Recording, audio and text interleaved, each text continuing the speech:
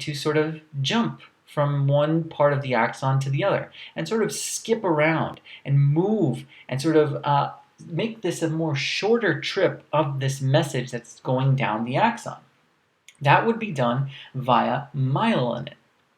If you have myelinated axons, this is exactly what you're going to see. So this is an ingenious way of making sure you have a fast and efficient message being sent.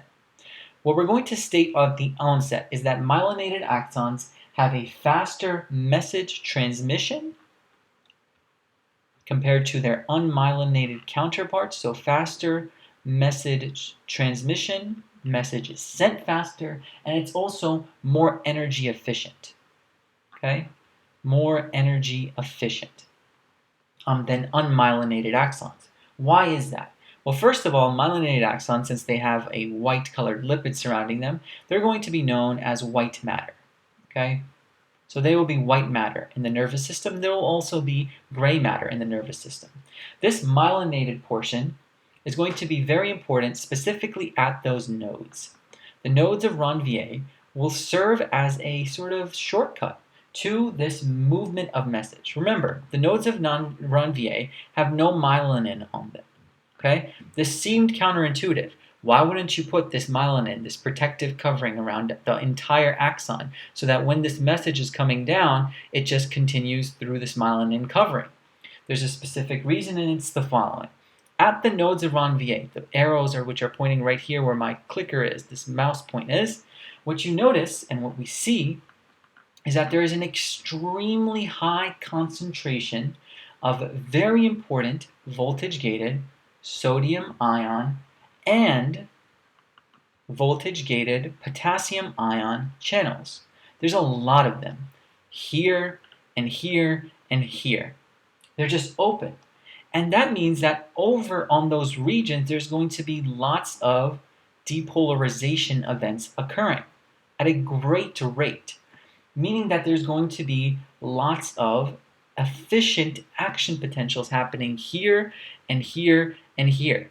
There's not going to be as many of those voltage-gated channels where the myelin already is, because there's just too much, there's not enough real estate for those membrane proteins to be. They're going to be very much concentrated in this area. Like I'm drawing these lines, imagine those as being membrane proteins that can let things in and out at a very efficient and high rate. What's going to happen as a result of this is lots of depolarization at these specific regions. And what happens, which I think is absolutely incredible, is that the action potentials literally jump node to node. They literally jump node to node because of this orientation, and it's called, via a process that you should remember, called saltatory conduction. Saltatory conduction. And that's how it happens. So what's going to happen? You're going to have an action potential that'll happen here, and it's going to jump here, and then it's going to happen again here, and it's going to jump here. And I sort of skipped one here. It's going to start here, it's going to jump here. It's going to basically traverse the myelin sheath. All of the material, the extracellular ions are going to be floating around. They're not going to focus on the myelin area. They're just going to continue the depolarization and just jump from each node, from each node of Ranvier to the next node of Ranvier. Notice how fast and how much more space you're covering if you're doing this jumping technique, as opposed to, let's say, an unmyelinated axon where you have to go here and then you have to go here, you have to propagate here and more. Keep on doing this all the way down this axon at every single part of the membrane. Look how much more steps it takes to do that. You can't make these big jumps because you have to do it at every single part of this unmyelinated neuron. So here what you notice is this super fast saltatory conduction that we've basically roughly drawn. It's much better illustrated on figure 48.14. And I'll just write that over here since I ran out of space down there. Figure 48.14 does a good job of showing you why myelinated axons are awesome and really good to use. Overall, final thing I want to mention is the ailment and disability of multiple sclerosis. So we have a little bit of clinical significance to this idea of saltatory conduction, because in multiple sclerosis, which is an autoimmune disease, what happens is the myelin sheath as you can see, it's very useful, it's very efficient, and it does a good job. It actually gradually deteriorates, unfortunately, for the sufferer. Okay, it deteriorates, it breaks down, and it's officially going to be replaced by scar tissue. If it's replaced by scar tissue does not allow for an insulation to happen. It does not allow for saltatory conduction to happen. And so overall, as a result of being someone who suffers from multiple sclerosis, your own immune system starts breaking down the myelin sheath. And this is going to cause overall very slow neural transmission.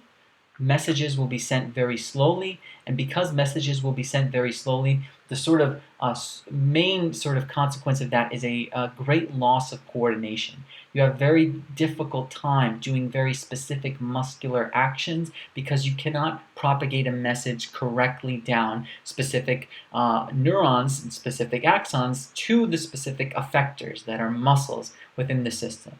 Overall, that covers our look at myelin sheath. Hopefully you can see how useful it is. Be sure to look at the playlist section. There are tons of videos that show the jumping of this action potential in a much better way than I possibly could with this drawing here, and even better than a textbook figure.